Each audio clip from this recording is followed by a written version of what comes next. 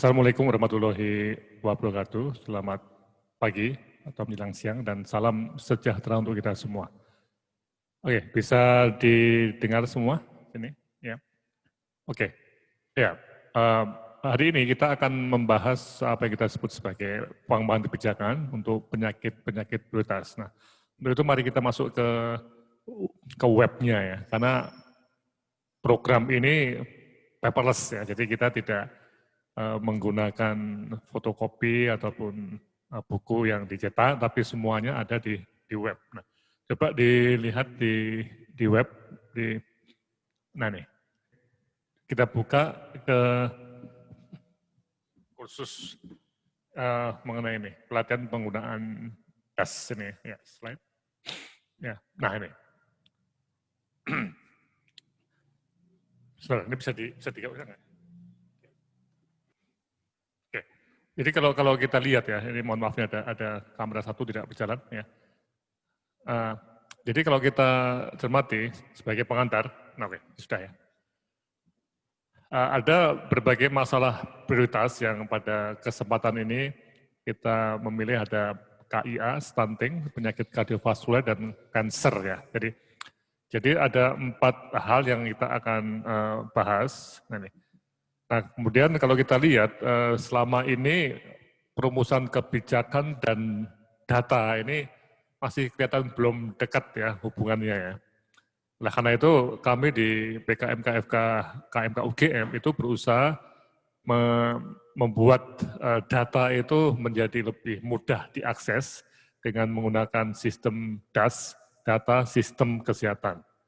Nah kemudian bersama-sama dengan WHO, kami mencoba untuk membuat data ini bisa dipergunakan oleh bagi pihak untuk memperbaiki atau menyusun kebijakan yang lebih tepat.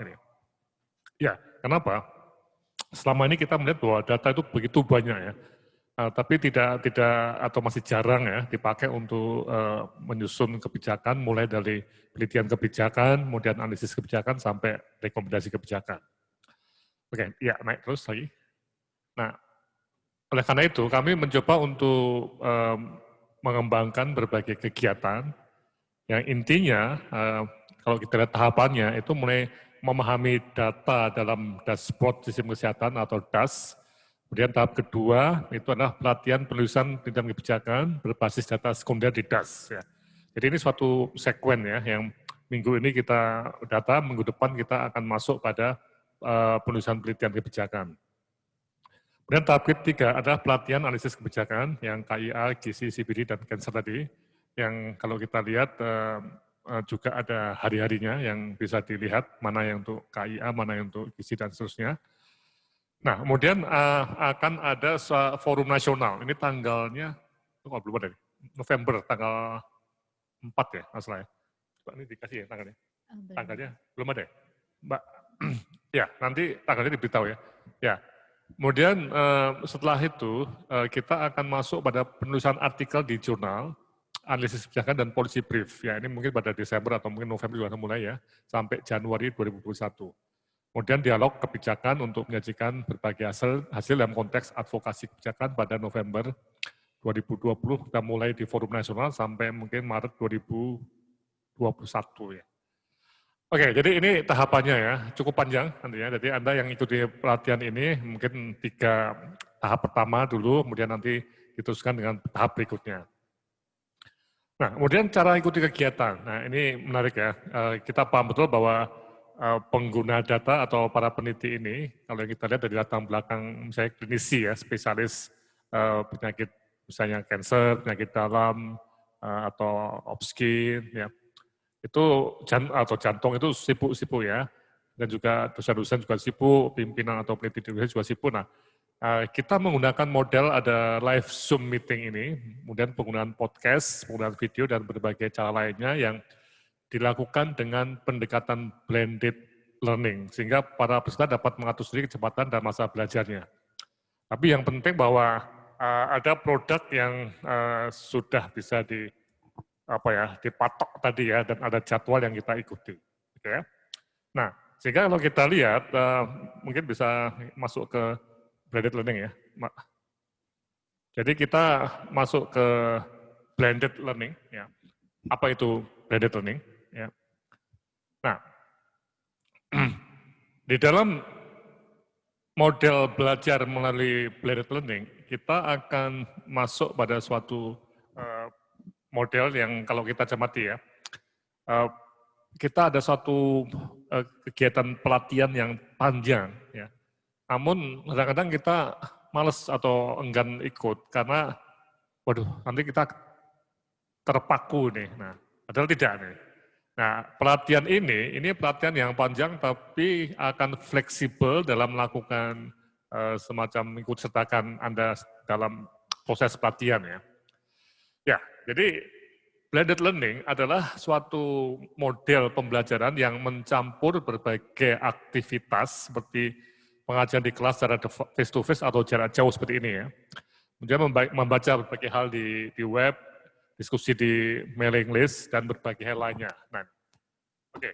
Jadi ini yang memungkinkan untuk belajar dengan kecepatan dan waktu yang cocok bagi setiap peserta. Karena ada kemungkinan ya, jam ini itu kita harus face to face atau jarak jauh melalui Zoom seperti ini, live ya. Tapi tiba-tiba kita punya pasien yang harus kita tangani ya. Nah, nggak masalah. Jadi Anda akan tidak ikut live, tapi nanti setelah ini, ada waktu 1 kali 24 jam ya, kita harapkan ya, itu sudah ada videonya. Jadi Anda tinggal masuk di web ini ya, kemudian klik video mengenai topik yang Anda miss ya, atau tidak ikut. Kemudian juga ada banyak bacaan. Nah, ini hal-hal yang membuat Anda bisa mengatur sendiri waktu yang cocok untuk belajar. Ini. Sehingga tujuan-tujuan untuk pembelajaran keterampilan, untuk sikap dan juga kompetensi, ini juga bisa dicapai ya. Seperti ini kita akan mencoba untuk keterampilan menulis policy brief misalnya.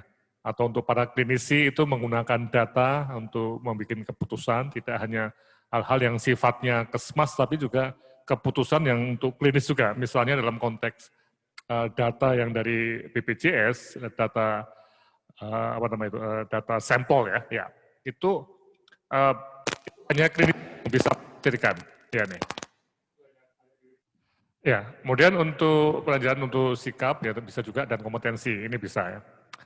Oke, jadi cara-cara ini akan kita tempuh ya, ada beberapa cara ya. Yang penting adalah produk pelatihan. Nah ini. Dan nanti ada waktu-waktu untuk melihat artikel di jurnal, dokumen analisis kebijakan sampai dokumen policy brief yang nanti kita akan produk dan akan dibahas dengan para pengambil kebijakan.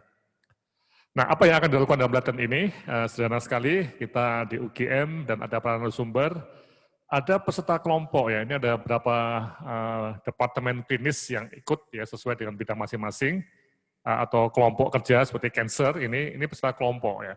Kemudian juga ada peserta individual yang dari luar juga ada yang dengan menggunakan platform web itu akan terhubung semuanya dan dengan macam-macam sistem komunikasi di mana peserta perorangan itu individual training dan tim base ini itu akan dikelola oleh pusat pelatihan yang mempunyai website www.kebijakankesehatanIndonesia.net sebagai platformnya, tempat penyimpanan, ada penanggung jawab pelatihan, ada sales pelatihan, dan ada tim IT.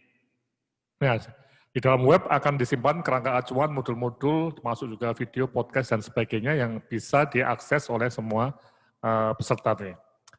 Nah, komunikasinya nanti ada ruang diskusi, ada WA yang akan digunakan untuk pengumuman, mailing list ini kalau mungkin ya, dan telepon untuk hal-hal yang urgen. Jadi kita menggunakan berbagai macam komunikasi supaya para peserta yang mungkin dalam jangka panjang ini ya, sampai Maret tahun depan itu bisa terus terhubung. Nah, sekali lagi bahwa ini bukan pelatihan yang hanya 1-2 minggu ya, tapi jangka panjang untuk memproduksi berbagai tulisan dan juga apa yang kita sebut sebagai bahan untuk mempengaruhi proses kebijakan. Oke. Dan akan dinilai dengan pelatihan evaluasi Kirkpatrick, yaitu cocok atau tidak dengan model pelatihan seperti ini dan isinya apakah bermanfaat untuk Bapak Ibu semua. Oke, jadi apakah Anda dan tim Anda siap untuk melakukan blended learning dalam pelatihan ini? Mari kita diskusikan sebentar nih, Mbak Widi ya. Mungkin ada pertanyaan atau komentar dari teman-teman karena memang yang sangat penting kunci utamanya menyiapkan diri tadi dan mampu mengelola waktu. Ya. Oke, silakan kalau ada yang mau tanya sebentar mungkin waktunya. Baik, terima kasih Prof. Laksono atas paparannya. Bagi peserta yang ingin bertanya atau mungkin ada pertanyaan, kami masih memiliki waktu sekitar 3,5 menit untuk tanya jawab. Silahkan bisa disampaikan di kolom chat atau bisa juga berbicara langsung dengan kami. Jika ingin berbicara langsung dengan kami, silahkan gunakan fitur raise hand atau angkat tangan sehingga Bapak Ibu bisa kami bantu untuk meng-unmute mikrofonnya.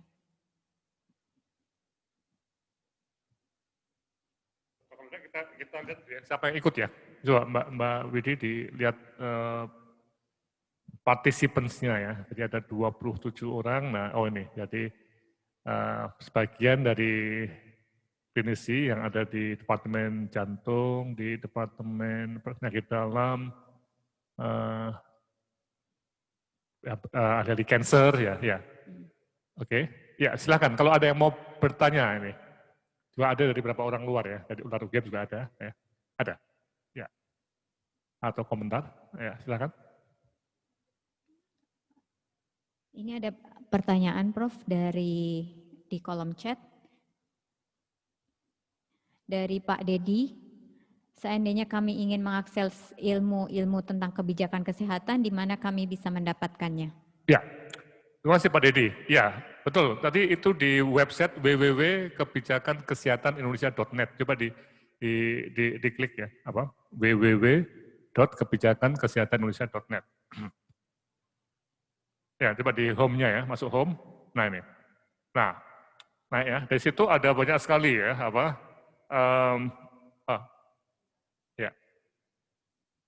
Ya, bahan-bahan yang bisa dilihat dan ada jadwal kegiatan, memahami mengenai sistem kesehatan, dan juga ada dashboard ini. Di sini kalau kita klik ya, misalnya dashboard ini ya, klik di sini itu juga ada berbagai ilmu yang khusus-khusus, coba diklik yang nasional ya, nasional. Dashboard, tadi betul nih. Nah, kemudian klik nasional, dashboard sistem kesehatan nasional. Nah ini, nanti kita akan pakai dashboard ini, terus turun, nah bahan-bahan yang terus turun sampai yang kuning. Terus turun, ya. Ya, terus turun. Nah ini, referensi-referensi di sini. Nah, referensi untuk melajari dengan kebijakan, referensi untuk analisis kebijakan. Nah, ini semua dapat diklik ya, coba dilihat di sini. Nah, making health policy ini mengenai kebijakan kesehatan, ini referensi untuk itu, kemudian juga ada referensi mengenai analisis kebijakan ya tadi. Oke, begitu Pak Didi ya. Nah ini banyak sekali buku mengenai kebijakan kesehatan. Silahkan bisa dibaca ya. Oke, ada komentar Pak Didi? Sudah? Bisa dibuka atau enggak? Halo Pak Dedi. Ada.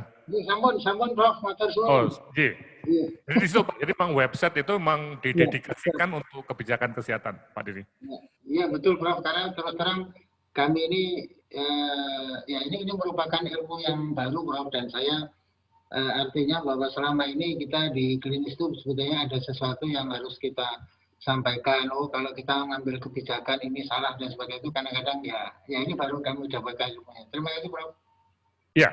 Ya, jadi memang itu harapannya. Jadi setiap departemen klinis itu harapannya ada satu atau dua dosen yang memang tertarik untuk mempelajari kebijakan, misalnya di penyakit dalam ya, bagaimana kebijakan diabetes Pak, bagaimana kebijakan mengenai obat-obat penanganan diabetes ini, untuk BPJS, bagaimana kebijakan untuk insentif dokter, klaim inasi biji. Nah ini hal-hal yang sebenarnya para klinisi itu harus terlibat. Tapi memang selama ini seolah-olah yang ngurusi ini tuh hanya orang-orang kayak saya Pak. Sebenarnya tidak seperti itu. Ya, mungkin Prof, mungkin kapan-kapan kalau teman-teman kami di penyakit dalam juga ada divisi riset, kalau mungkin menarik bisa kita kolaborasi untuk yang lain-lain mungkin Bapak Tersun. Oh iya, siap, ya. Bahkan ini juga bisa data, nanti Mas Adi bisa menggambarkan ya, data itu begitu banyak dan akan semakin banyak. Dan itu bisa dipakai untuk S3 juga. S3 yang menggunakan data sekunder tentang klinis ini Pak ya. Ini menarik ya. Pertanyaan satu lagi Prof. Ya, silakan. Penggunaan data ini kalau dalam rangka nanti kita akan menulis dan sebagainya itu izinnya ke mana ya Prof? Atau kan artinya data itu tidak sembarangan dipakai dan sebagainya. Itu aja pertanyaan. Ya, saya kira ini sudah terbuka Pak. Semua orang bisa pakai data ini Pak. Hanya kita nanti melaporkan, tidak perlu izin Pak, melaporkan dan bahkan untuk, nah ini ada data dari luar negeri ya. Nanti Mas Adi akan menggambarkan yang dari Institute of Health Metrics and Evaluation yang ada di Seattle di Amerika Serikat yang bekerjasama dengan Bill Gates Foundation, itu juga ada data yang harapannya itu bisa ditulis oleh para penulis Indonesia untuk konsumsi jurnal internasional Pak. Ini juga demikian, dan itu memang malah dihimbau untuk pakai. Dan dari Indonesia belum banyak yang pakai. Siap Prof. Bimbingannya Prof. Ya, oke, terima kasih. Terima kasih Pak Dedi atas pertanyaannya. Ada pertanyaan satu lagi Prof, mungkin ini yang terakhir.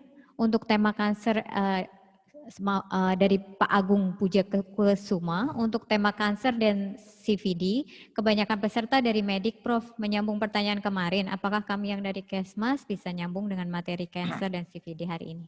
Ya, itu yang menarik Pak. Jadi kita nanti akan bisa melihat pola rujukan. Nanti Mas Adi ya yang akan memberikan gambaran mengenai bagaimana hubungan dengan Kesmas ya.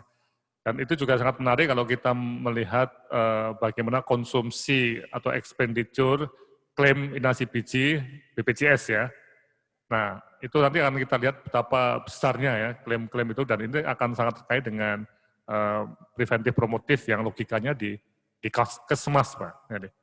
Nah, mohon dilihat, ini sekali lagi bahwa ini data yang masih dalam tanda kutip itu belum dikelola ya, jadi seperti tambang yang belum dieksplorasi manfaatnya apa. Nah, nanti mohon Anda semua memikirkan, dan waktunya panjang ya, tidak hanya 1 hari ini.